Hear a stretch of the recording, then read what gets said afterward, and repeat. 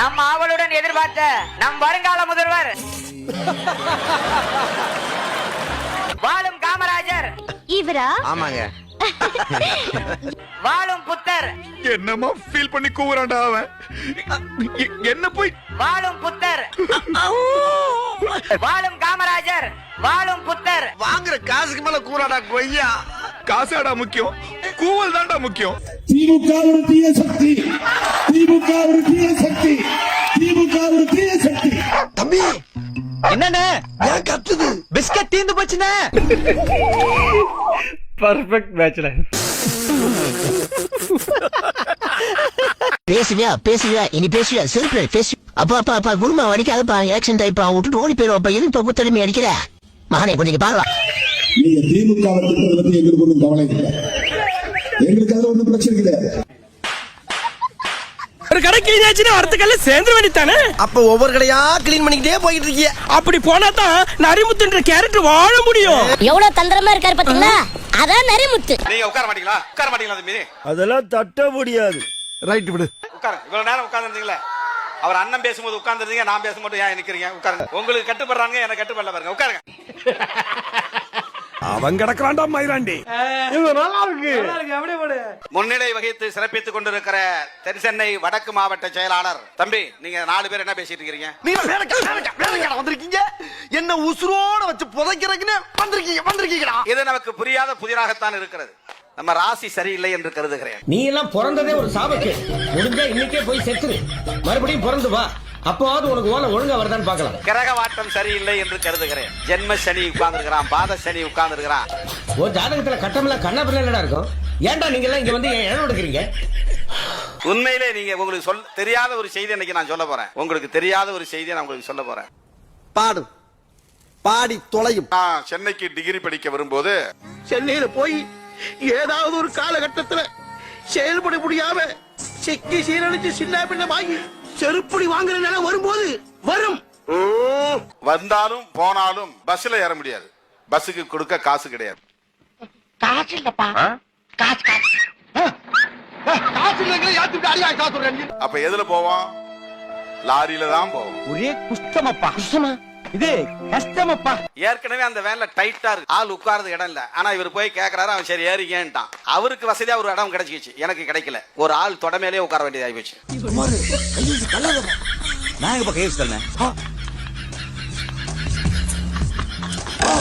மாபெரும் மக்கள் எழுச்சி பேரணி எப்போ? மே 31. எல்லோரும் நீலச்சட்டை அணிந்து வர வேண்டும். சாரி பாஸ், நீங்க சொல்லாத கூட ஒண்ணு நான் பண்ணிருக்கேன். என்ன அப்படி செஞ்சுட்டேன்? உங்களுக்கு கூட அந்த ஐடியா வந்திருக்காது. நான் உள்ளுக்குள்ள போட்டிருக்க ஜட்டி கூட ப்ளூ கலர் தான். அதுவும் சாதாரண ப்ளூ இல்ல, ராபின் ப்ளூ. நல்லா ஃபுல் ஹேண்ட், யாரும் ஆஃப் ஹேண்ட் போட்டு வரக்கூடாது. ஃபுல் ஹேண்ட் போட்டு வரணும். முடிஞ்சா சிவப்பு டை கட்டிட்டு வந்துருங்க. அது மட்டும் இல்ல பாஸ், நீங்க நம்ம ஆபீஸ்ல யாராவது சினிமா போறதுக்கு பெர்மிஷன் கேட்டா கூட ப்ளூ ஃபிலிம் போறதுக்கு மட்டும் தான் பெர்மிஷன் கொடுக்க போறேன். 10 இடங்களில் வெற்றி பெற்று என்ன செய்ய போறோம்? நாக்க வழிக்க போறோமா? நீ வெறும் புலம்பல் தான். திருமாவளவனுக்கு நான் அந்த பேச்சை கேட்டேன். திருமாவளவனுக்கான அரசியல் எதுவுமே இல்லை. அப்படி பச்சையா சொல்ல முடியாது, ஒரு யூகமா சொல்லலாம். எனது அருமை தோழர்களே, இதையெல்லாம் சாதிக்க வேண்டுமானால் நமக்கு ஒரே ஒரு தேவைதான் இருக்கிறது. பெட்டி பெட்டியாய் பணம் தேவை என்று சொல்ல மாட்டேன். பெட்டி பெட்டியாய் பணம் தேவை என்று சொல்ல மாட்டேன். என்னென்ன சொல்றோம் பாருங்க, கம்பி கட்டுற கதையெல்லாம் எடுத்து போடுறாங்க. ஒரே ஒரு தேவைதான், சகிப்புத்தன்மை என்கிற தேவைதான். அவமானங்களையும் அவமதிப்புகளையும் இழிவுகளையும் தாங்கிக் கொள்ளுகிற சகிப்புத்தன்மை மட்டும்தான் நமக்கு தேவை. என்ன புடுங்கிறதுக்கு நான் வந்து அவமானத்தை சகிச்சுக்கின்னு போனோம்.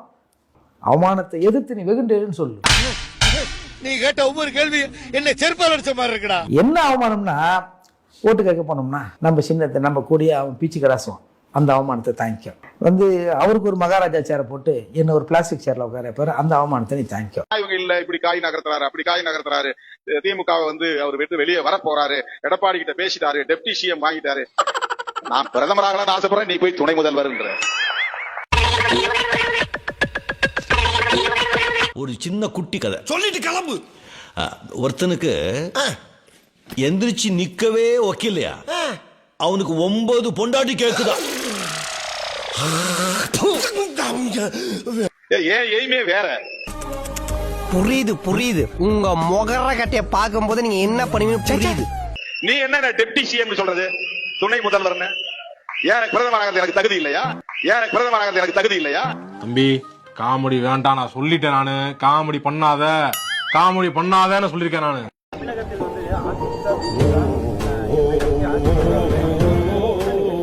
நீ என்ன சாதிச்சிட்டேன்னு மீசிய மூஞ்சி பூரா ஒழுக விட்டுருக்க. நீ சாதிச்சதெல்லாம் என்னடா? திடீர்னு திருமாவளவன் அவர்களுக்கு என்னாச்சுன்னு தெரியல. திடீர்னு பழனி கோயிலுக்கு போயிட்டு சாமி தரிசனம் பண்ணிட்டு வராரு சார். சமூக நீதி போராளி,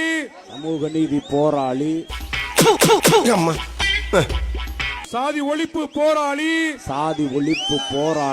சினிமா கேட்போம், மட்டமா கேட்போம், கேவலம் கேட்போம். இல்லங்க, நானும் இல்ல சார், விளையாட்டுக்கு தான் நானும் சொல்றேன். சமத்துவ போராளி, எழுச்சி தமிழர் வாழ்கவே.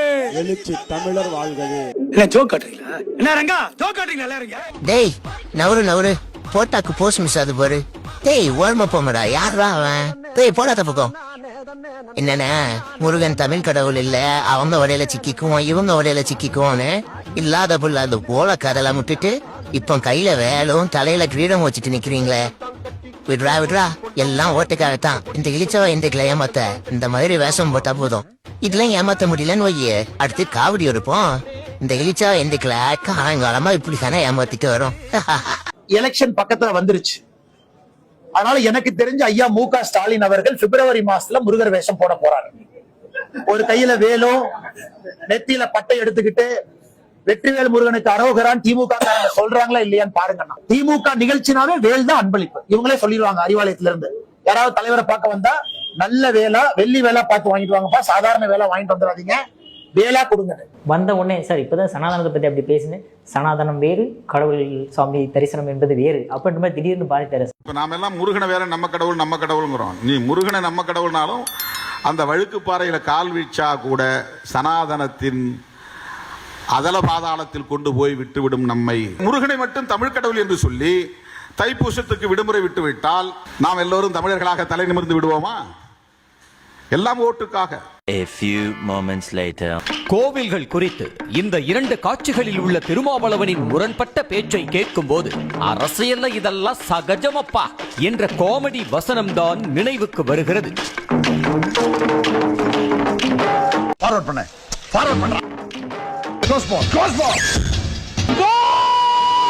இப்படி கட்டியிருந்தா கும்பா கட்டியிருந்தா அது மசூதி, உயரமா கட்டியிருந்தா அது தேவாலயம், நிறைய அசிங்கமான பொம்மைகள் எல்லாம் இருந்தால் அது கோவில், நிறைய அசிங்கமான பொம்மைகள் எல்லாம் இருந்தால் அது கோவில்,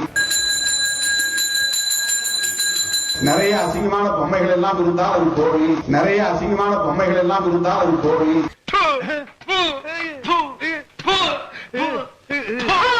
எனக்கு நீண்ட நாள் ஆசை, நம்முடைய பழனி ஆண்டவரை பார்க்க வேண்டும், முருகனை பார்க்க வேண்டும். வாய மூடா, நல்லா வாயில வந்துரும். நல்லா எனக்குன்னு பிறந்திருக்கவாரு. உன்னையெல்லாம் சின்ன வயசுல கள்ளிப்பால் கொடுத்து கொண்டிருக்கணும்டா.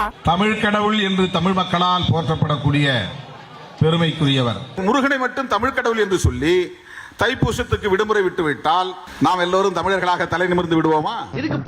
ஒரு 4 பேர்த்த மூத்திரத்தை வாங்கி மடக்கு குடிக்க வேண்டியதானே? திமுக காரனை தயவு செய்து அவருக்கு ஒரு பிளாஸ்டிக் சேர் கொடுக்காம நல்ல சேர் கொடுக்க சொல்லுங்க.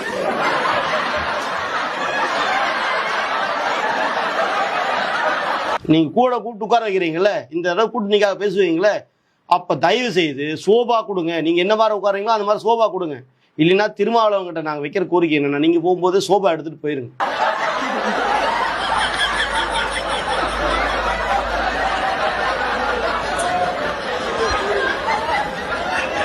நீங்க உங்களை நம்பி வந்த மக்களுக்கும் ஏமாத்து பண்ணிட்டீங்க, உங்களுக்கும் மான மரியாதை கிடையாது. அப்புறம் எதுக்கு அந்த கூட்டணியில் இருக்கிற அப்படின்னு கேட்டா, பணத்துக்காகவும் அந்த அதிகாரத்துக்காகவும் அந்த பதவியில் உட்கார்ந்து இருக்கிறார், அந்த கூட்டணியில் உட்கார்ந்து இருக்கிறார். திராவிட முன்னேற்ற கழகத்தோடு இணைந்து தேர்தல் களத்தை சந்திக்கிறோம். தொகுதிகளுக்காகவா, பதவிகளுக்காகவா? இல்லை என்று நான் அழுத்தமாக சொல்ல கடமைப்பட்டிருக்கிறேன். அதான் தெரியுது, சேர்ப்படி வாங்குறது, 2-3 சீட்டுக்கு முட்டிக்கால் போடுறது, சொந்தமா சுயமா தன்மானத்தோடு நினைக்கிறத பேச முடியல. அப்புறம் எம்எல்ஏ ஆகி எம்பி ஆகி எங்க போய்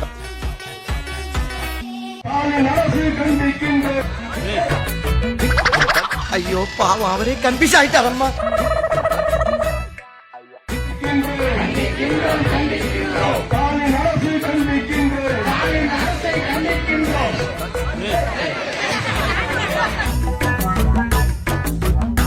விஜயும் சீமானும் ஆர்எஸ்எஸும் பிஜேபியின் பிள்ளைகள், அவங்க பெற்றெடுத்த பிள்ளைகள் ஒரு கருத்தை சொல்றாரு. இந்த வீடியோ பாருங்க, அவர் சொல்றாரு.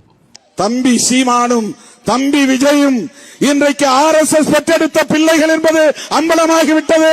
நீங்க RSS உயர்த்தி என்ன பேசுனீங்கன்னு இந்த வீடியோவை பாருங்க. அப்ப உண்மையான RSS ஓட சங்கி நீங்களா மற்றவர்களா பாருங்க, இந்த வீடியோவை பாருங்க. முடியாது என்கிற நிலை இருந்ததை தகர்த்து பாரதிய ஜனதாவாலும் நிலையான அரசை தர முடியும் என்பதை உறுதிப்படுத்தினார். திமுக தலைவர் கலைஞர் அவர்களின் நினைவேந்த நிகழ்வில் பாரதிய ஜனதா கட்சியின் தலைவர் அமித்ஷா கலந்து கொள்ளப் போகிறார் என்றதும் பாரதிய ஜனதா கட்சிக்கு எதிரான வெறுப்பு அரசியலை விடுதலை சிறுத்தைகள் ஒரு காலத்திலும் செய்ததில்லை. ஆரிய சமாஜத்தை தோற்றுவித்த தயானந்த சரஸ்வதி சுவாமி அவர்களின் அந்த சீர்திருத்தத்தை விடுதலை சிறுத்தைகள் அங்கீகரிக்கிறது. அப்ப திருமாவளவன் தான் உண்மையான சங்கி. அவர் தான் RSS அவ்வளவு உயர்த்தி பேசுகிறார். Actors, cinema actors cricket match போட்டு சேப்பாக்கல, அதுக்கு நடந்த மேட்ச்ல நான் கலந்துக்கிட்டப்போ நான் என்னோட டீம்ல எங்க சினிமா நடிகர் டீம்ல வந்து நான் வந்து பவுலரா என்ன செலக்ட் பண்ணியிருந்தாங்க. 3 விக்கெட் எடுத்தப்போ. அப்படியா சார்? ஆமா. சொல்லுங்க சார். டி ராஜேந்திர சன் இருக்காரு, சிலம்பரசன், அவர் ஆப்போசிட் டீம் விளையாண்டாரு. நடிகர் நெப்போலியன் விக்கெட்டு, இன்னொருத்தர் சரியா போல 3 விக்கெட் எடுத்தாங்க. எல்லாம் ஆஃப் பிரேக் போட்டு தான் எடுத்தான்.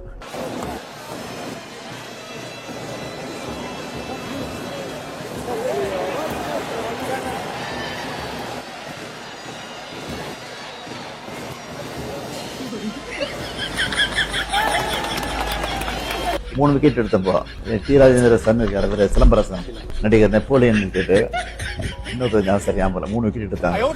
எல்லாம் ஆஃப் பிரேக் போட்டு தான் எடுத்தான்.